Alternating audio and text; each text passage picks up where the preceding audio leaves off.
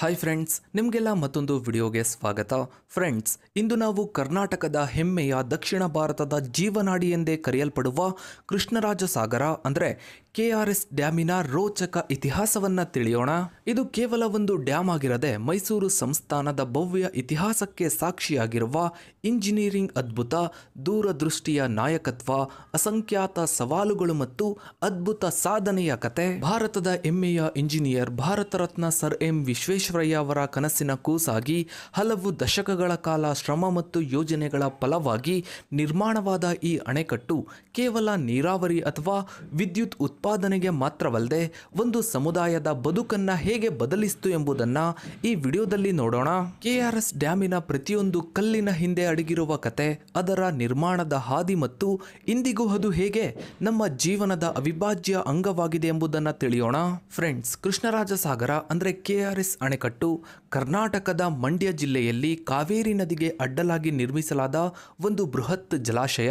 ಇದು ಕೇವಲ ಒಂದು ಅಣೆಕಟ್ಟಿಗಿಂತಲೂ ಹೆಚ್ಚಾಗಿ ಆಧುನಿಕ ಕರ್ನಾಟಕದ ನಿರ್ಮಾಣದಲ್ಲಿ ಪ್ರಮುಖ ಪಾತ್ರ ವಹಿಸಿದ ಒಂದು ಮೈಲುಗಲ್ಲು. ಇದರ ಇತಿಹಾಸವು ಮೈಸೂರು ಸಂಸ್ಥಾನದ ದೂರದೃಷ್ಟಿ, ಇಂಜಿನಿಯರಿಂಗ್ ವೈಭವ ಮತ್ತು ಹಲವಾರು ಜನರ ಪರಿಶ್ರಮದ ಕಥೆಯನ್ನ ಒಳಗೊಂಡಿದೆ. 20ನೇ ಶತಮಾನದ ಆರಂಭದ ದಿನಗಳಲ್ಲಿ ಮೈಸೂರು ಸಂಸ್ಥಾನವು ಕಾವೇರಿ ನದಿಯ ನೀರನ್ನ ಕೃಷಿ, ಕುಡಿಯುವ ನೀರು ಮತ್ತು ಕೈಗಾರಿಕೆಗಳಿಗೆ ಬಳಸಲು ಆಸಕ್ತಿ ಹೊಂದಿತ್ತು. ಆಗಿನ ಕಾಲದಲ್ಲಿ ಮೈಸೂರು, ಮಂಡ್ಯ, ಚಾಮರಾಜನಗರ ಮತ್ತು ಬೆಂಗಳೂರು ಪ್ರದೇಶಗಳಲ್ಲಿ ಕುಡಿಯುವ ನೀರಿನ ಕೊರತೆ ಮತ್ತು ನೀರಾವರಿ ಸಮಸ್ಯೆಗಳು ತೀವ್ರವಾಗಿದ್ವು. ಈ ಸಮಸ್ಯೆಗಳಿಗೆ ಶಾಶ್ವತ ಪರಿಹಾರವನ್ನ ಕಂಡುಕೊಳ್ಳುವ ದೃಷ್ಟಿಯಿಂದ ದೊಡ್ಡ ಜಲಾಶಯದ ಅಗತ್ಯವಿತ್ತು.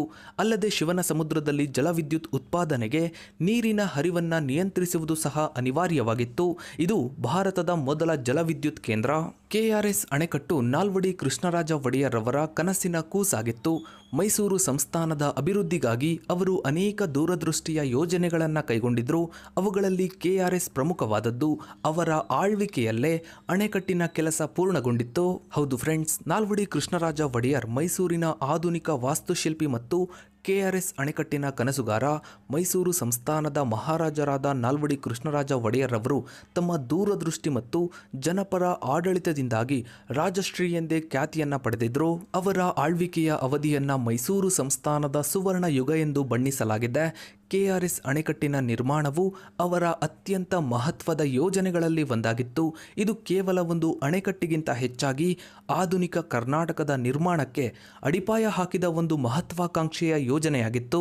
19ನೇ ಶತಮಾನದ ಅಂತ್ಯ ಮತ್ತು 20ನೇ ಶತಮಾನದ ಆರಂಭದಲ್ಲಿ ಮೈಸೂರು ಸಂಸ್ಥಾನವು ಕುಡಿಯುವ ನೀರಿನ ಕೊರತೆ ಮತ್ತು ನೀರಾವರಿ ಸಮಸ್ಯೆಗಳಿಂದ ಬಳಲ್ತಾ ಇತ್ತು.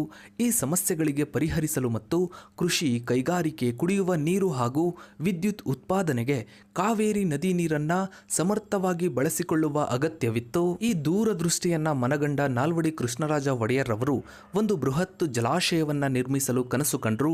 ಅವರು ಕೇವಲ ಕನಸುಗಾರನಾಗಿರಲಿಲ್ಲ, ತಮ್ಮ ಕನಸುಗಳನ್ನ ನನಸಾಗಿಸಲು ಸಮರ್ಥ ಅಧಿಕಾರಿಗಳಿಗೆ ಸಂಪೂರ್ಣ ಬೆಂಬಲವನ್ನ ನೀಡ್ತಿದ್ರು. ಅವರ ದಿವಾನರಾಗಿದ್ದ ಸರ್ ಎಂ ವಿಶ್ವೇಶ್ವರಯ್ಯ ಅವರ ಇಂಜಿನಿಯರಿಂಗ್ ಜ್ಞಾನ ಮತ್ತು ದಕ್ಷ ಆಡಳಿತವು ಈ ಬೃಹತ್ ಯೋಜನೆಯನ್ನ ಕಾರ್ಯಗತಗೊಳಿಸುವಲ್ಲಿ ಪ್ರಮುಖ ಪಾತ್ರ ವಹಿಸಿತು. ಮಹಾರಾಜರ ಸಂಪೂರ್ಣ ಸಹಕಾರ ಮತ್ತು ಪ್ರೋತ್ಸಾಹದಿಂದ 1911ರಲ್ಲಿ ಪ್ರಾರಂಭವಾದ KRS ಅಣೆಕಟ್ಟಿನ ನಿರ್ಮಾಣ ಕಾರ್ಯವು 1931ರಲ್ಲಿ ಯಶಸ್ವಿಯಾಗಿ ಪೂರ್ಣಗೊಂಡಿತ್ತು.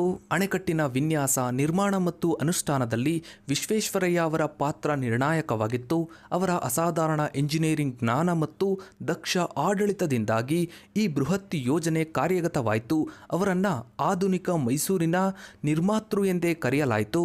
1909ರಲ್ಲಿ ಮೈಸೂರು ಸಂಸ್ಥಾನದ ಮುಖ್ಯ ಇಂಜಿನಿಯರ್ ಆಗಿ ಬಂದ ವಿಶ್ವೇಶ್ವರಯ್ಯ ಅವರು ನಂತರ 1912ರಲ್ಲಿ ಮೈಸೂರು ದಿವಾನರಾಗಿ ನೇಮಕಗೊಂಡರು.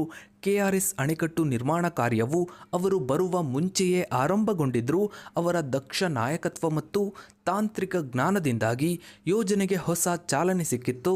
ಇನ್ನು KRS ಅಣೆಕಟ್ಟಿನ ನೀಲನಕ್ಷೆ ಮತ್ತು ವಿನ್ಯಾಸಕ್ಕೆ ವಿಶ್ವೇಶ್ವರಯ್ಯ ಅವರ ಪಾತ್ರ ಮಹತ್ವದಾಗಿತ್ತು. ಅವರು ಅಣೆಕಟ್ಟಿನ ಸುರಕ್ಷತೆ ಮತ್ತು ದೀರ್ಘಾಯುಷ್ಯಕ್ಕೆ ಒತ್ತು ನೀಡಿದರು.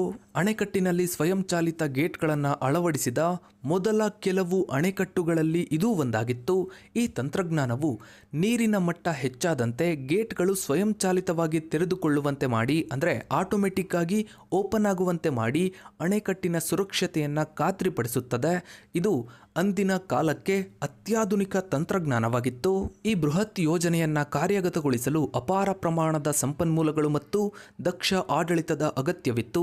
ವಿಶ್ವೇಶ್ವರಯ್ಯ ಅವರು ಯೋಜನೆಯ ಪ್ರತಿಯೊಂದು ಹಂತದಲ್ಲೂ ವೈಯಕ್ತಿಕವಾಗಿ ಭಾಗವಹಿಸಿ ನಿರಂತರ ಮೇಲ್ವಿಚಾರಣೆ ನಡೆಸಿದರು. ಆರ್ಥಿಕ ಅಡಚಣೆಗಳು ಎದುರಾದಾಗಲೂ ಮಹಾರಾಜ ನಾಲ್ವಡಿ ಕೃಷ್ಣರಾಜ ಒಡೆಯರ್ ಅವರ ಬೆಂಬಲದೊಂದಿಗೆ ಅವರು ಯೋಜನೆಯನ್ನ ಮುಂದುವರೆಸಿದರು.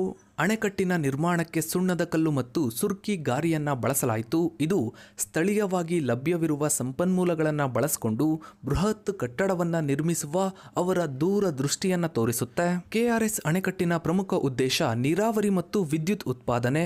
ವಿಶ್ವೇಶ್ವರಯ್ಯ ಅವರು ಕೃಷಿ ಉತ್ಪಾದನೆಯನ್ನ ಹೆಚ್ಚಿಸುವ ಮತ್ತು ಕೈಗಾರಿಕೆಗಳಿಗೆ ವಿದ್ಯುತ್ ಒದಗಿಸುವ ಮಹತ್ವವನ್ನ ಮನಗಂಡಿದ್ರು. ಈ ಅಣೆಕಟ್ಟಿನಿಂದ ಹೊರಹೊಮ್ಮುವ ವಿಶ್ವೇಶ್ವರ ನಾಲೆಯು ಲಕ್ಷಾಂತರ ಎಕರೆ ಭೂಮಿಗೆ ನೀರಾವರಿ ಸೌಲಭ್ಯವನ್ನ ಒದಗಿಸಿದೆ.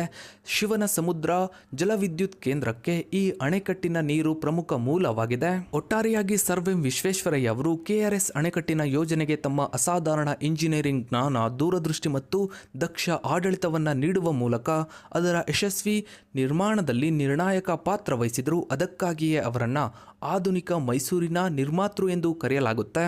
ಕೆಲವು ಐತಿಹಾಸಿಕ ದಾಖಲೆಗಳ ಪ್ರಕಾರ 1890ರಲ್ಲಿ ಅಣೆಕಟ್ಟು ಕಟ್ಟಲು ನಿರ್ಧರಿಸಿದಾಗ ಆಗಿನ ಉಪಮುಖ್ಯ ಇಂಜಿನಿಯರ್ ಕ್ಯಾಪ್ಟನ್ ಡೇವ್ಸ್ ಅಣೆಕಟ್ಟಿನ ಆರಂಭಿಕ ಎತ್ತರ 70 ಅಡಿ ಎಂದು ನಿರ್ಧರಿಸಿ ನಂತರ ಅದನ್ನು 115 ಅಡಿಗಳಿಗೆ ವಿಸ್ತರಿಸಲು ಸಲಹೆ ನೀಡಿದರು. ಅವರ ಸಮೀಕ್ಷೆ ಮತ್ತು ಪ್ರಾಥಮಿಕ ಯೋಜನೆಗಳು ಅಣೆಕಟ್ಟಿನ ನಿರ್ಮಾಣಕ್ಕೆ ಅಡಿಪಾಯ ಹಾಕಿದ್ವು. ಅಣೆಕಟ್ಟಿನ ನಿರ್ಮಾಣ ಯೋಜನೆ 1905ರಲ್ಲಿ ಅಂತಿಮವಾಗಿ ಅನುಮೋದನೆ ಪಡೆಯಿತು. 1911ರಲ್ಲಿ ಕಾವೇರಿ ನದಿಗೆ ಅಡ್ಡಲಾಗಿ ಅಣೆಕಟ್ಟಿನ ನಿರ್ಮಾಣ ಕಾರ್ಯ ಪ್ರಾರಂಭವಾಯಿತು. ಇನ್ನು ಆರಂಭದಲ್ಲಿ ಅಣೆಕಟ್ಟನ್ನು ಹೆಚ್ಚಿನ ಎತ್ತರದಲ್ಲಿ ನಿರ್ಮಿಸಲು ಉದ್ದೇಶಿಸಲಾಗಿತ್ತು. ಆದರೆ ಆಗಿನ ಮದ್ರಾಸ್ ಪ್ರೆಸಿಡೆನ್ಸಿ, ಅಂದರೆ ಈಗಿನ ತಮಿಳುನಾಡು, ಕಾವೇರಿ ನದಿಯ ನೀರಿನ ಹರಿವಿನ ಹಕ್ಕುಗಳ ಬಗ್ಗೆ ಆಕ್ಷೇಪ ವ್ಯಕ್ತಪಡಿಸಿತು. ಅಣೆಕಟ್ಟಿನ ನಿರ್ಮಾಣವು ಆ ಕಾಲಕ್ಕೆ ಒಂದು ಬೃಹತ್ ಇಂಜಿನಿಯರಿಂಗ್ ಸಾಧನೆಯಾಗಿತ್ತು. ಇಂದಿನಂತೆ ಯಂತ್ರೋಪಕರಣಗಳ ಲಭ್ಯತೆ ಇಲ್ಲದ ಸಮಯದಲ್ಲಿ ಕಲ್ಲಿನ ಜೋಡಣೆ ಮತ್ತು ಸುಣ್ಣದ ಕಲ್ಲಿನ ಬಳಕೆಯಿಂದ ಅಣೆಕಟ್ಟನ್ನು ನಿರ್ಮಿಸಲಾಯಿತು. ಕೆಆರ್ಎಸ್ ಅಣೆಕಟ್ಟಿನ ನಿರ್ಮಾಣವು ಆ ಕಾಲದ ತಂತ್ರಜ್ಞಾನ ಮತ್ತು ಸಂಪನ್ಮೂಲಗಳನ್ನು ಗಮನದಲ್ಲಿಟ್ಟುಕೊಂಡು ನೋಡಿದರೆ ನಿಜಕ್ಕೂ ಒಂದು ಬೃಹತ್ ಇಂಜಿನಿಯರಿಂಗ್ ಸಾಧನೆಯಾಗಿದೆ. ಇಂದಿನ ಆಧುನಿಕ ಯಂತ್ರೋಪಕರಣಗಳು, ಕ್ರೈನ್ಗಳು, ಬುಲ್ಡೋಜರ್ಗಳು, ಜೆಸಿಪಿ ಮತ್ತು ಸಿಮೆಂಟ್ನಂತಹ ವ್ಯಾಪಕ ಲಭ್ಯತೆ ಇಲ್ಲದೇ ಇರೋ ಸಮಯದಲ್ಲಿ ಈ ಅಣೆಕಟ್ಟನ್ನು ಕಟ್ಟುವುದು ಅಕ್ಷರಶಃ ಒಂದು ಅದ್ಭುತ ಕಾರ್ಯ. ಇಡೀ ಅಣೆಕಟ್ಟನ್ನು ದೊಡ್ಡ ದೊಡ್ಡ ಕಲ್ಲುಗಳನ್ನು ಒಂದರ ಮೇಲೊಂದರ ಅಚ್ಚುಕಟ್ಟಾಗಿ ಜೋಡಿಸಿ ನಿರ್ಮಿಸಲಾಯಿತು. ಇದು ಮಾನವ ಶಕ್ತಿ ಮತ್ತು ನುರಿತ ಕುಶಲಕರ್ಮಿಗಳ ಅದ್ಭುತ ಕೌಶಲ್ಯಕ್ಕೆ ಸಾಕ್ಷಿಯಾಗಿದೆ.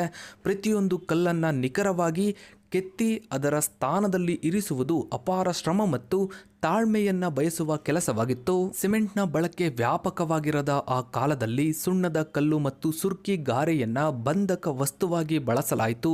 ಈ ಸುರ್ಕಿ ಗಾರೆಯು ನೀರಿನೊಂದಿಗೆ ಸೇರಿ ಗಟ್ಟಿಯಾಗುವ ಗುಣವನ್ನ ಹೊಂದಿದ್ದು ಅಣೆಕಟ್ಟಿಗೆ ಅಗತ್ಯವಾದ ಶಕ್ತಿ ಮತ್ತು ಬಾಳಿಕೆಯನ್ನ ನೀಡಿತು.